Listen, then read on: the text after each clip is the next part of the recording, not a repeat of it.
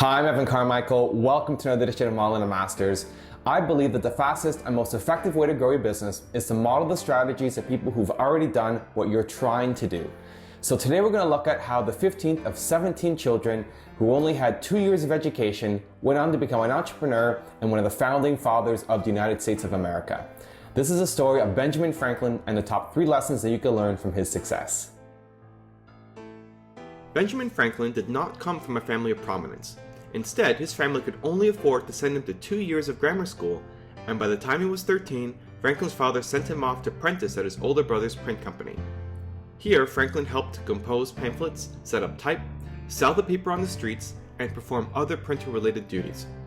Franklin also began writing columns under the pseudonym Mrs. Silence Dogood, who he fabricated to be a middle-aged widow. Dogood was an immediate hit with her writings about the problems and social conditions of women. But when James found out it was actually his younger brother writing her column, he was furious. As a result of James's ensuing harassments and beatings, Franklin became a fugitive and ran away from his family at the age of 17. Franklin tried his luck as a printer both in New York and New Jersey, but to no avail. He then moved to Philadelphia, where he did manage to find a job with a printer. But Franklin was unsatisfied with his prospects there.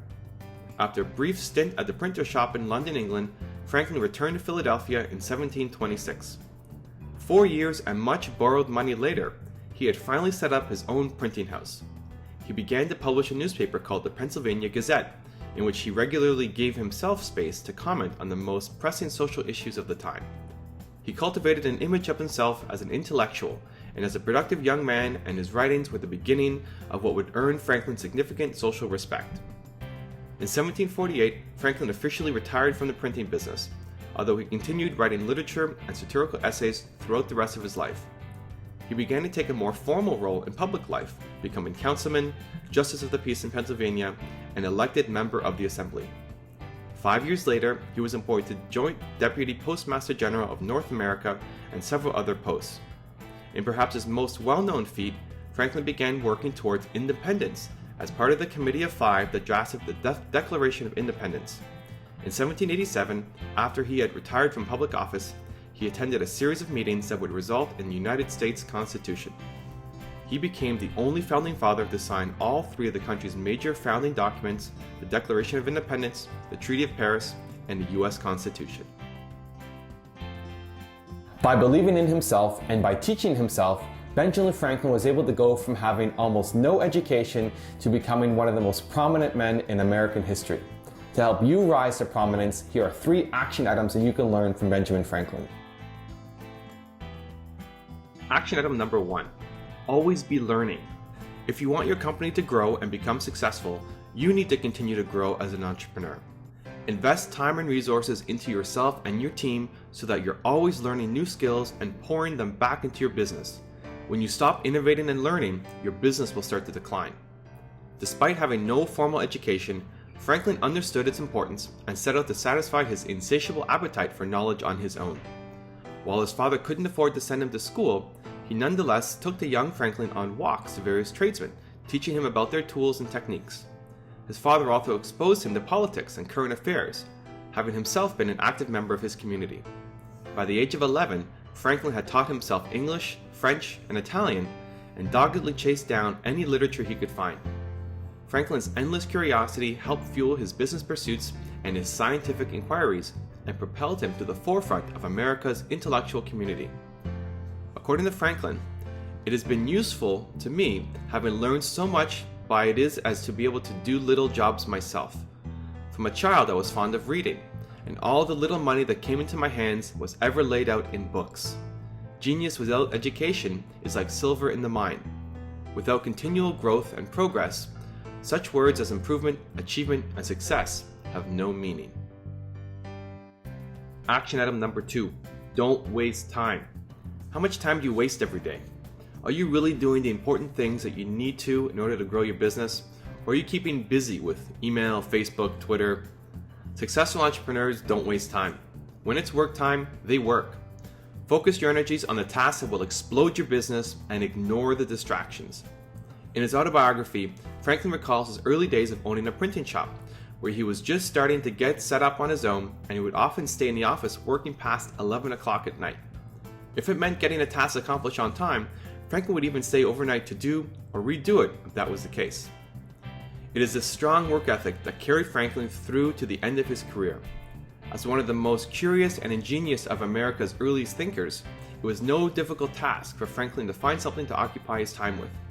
Industrious to the core, Franklin believed strongly in seizing the moment and putting every minute to good use. However, working hard was not only a matter of profit and dollar signs to Franklin. It was a question of utilizing what was given to you. Thus, at the very bottom line of Franklin's success was the hard work he put into every single goal he decided to see through. According to Franklin, employ thy time well if thou meanest to get leisure.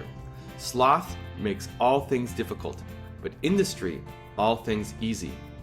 He that rises late must trot all day, and shall scarce overtake his business at night. Dost thou love life? Then do not squander time, for that's the stuff life is made of. Action item number 3. Be kind to one another. A lot of people think to be in business you have to be cutthroat and ruthless. That couldn't be further from the truth. You can have tremendous success by being kind to everyone involved with your company, and it's a lot more fun too. At EvanCarmichael.com, one of the first things we look for in a new hire is he or she a nice person? I hope you'll consider doing the same. Even though Franklin was wealthy enough to retire comfortably at the age of 42, he continued to pursue civic projects and carry out benevolent acts throughout the rest of his life. He staunchly believed that the good life was achieved in direct proportion to one's contribution to society, and thus, from universities to hospitals to firehouses, Franklin dedicated his resources to giving back. Franklin demonstrated that you could be a successful entrepreneur and still have compassion and care for the world around you. A precursor to today's movement towards corporate social responsibility, Franklin proved to be once more a pioneer in his field. According to Franklin, he is ill-clothed that is bare of virtue. Advance civil public purposes and at the same time support the self-help efforts of individuals. Be civil to all, sociable to many, familiar with few, friend to one, enemy to none. If you would live long, live well, for folly and wickedness shorten life. So remember, always be learning, waste no time, and be kind to one another. To finish up this video, I wanted to share one of my favorite true stories about Ben Franklin and some of his best quotes. Benjamin Franklin had no real opinions on slavery until he went to England. His wife Deborah was not well educated and had problems even writing to him, but pressured him into visiting a grammar school for black children while he was stationed in London. After visiting the school, Franklin found, to his surprise, that black children were just as smart as white children. After coming to this realization, he changed his entire outlook on the way slavery was being conducted in the United States. Unknown to most people in America, Franklin was one of the first American politicians to advocate the end of slavery in the United States. He had been socially active most of his life, even creating one of the first fire departments in Philadelphia. During the end of his life, he spent a lot of time speaking, writing, and publicly admonishing other politicians that believed in slavery. He wanted to start schools for black children and offer them the same things white children had. But in the end, all of his talk would be disregarded. However, his beliefs would eventually lead Abraham Lincoln to the same realization.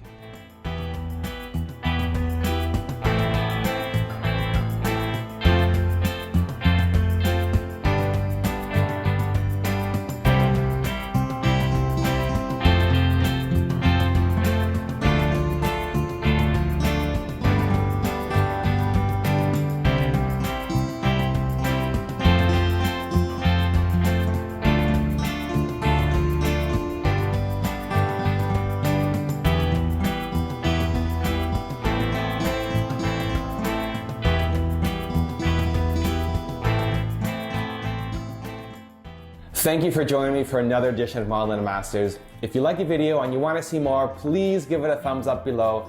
And I'd also love to hear what you have to think if you want to leave a comment underneath the video, and we'll see you on the next episode.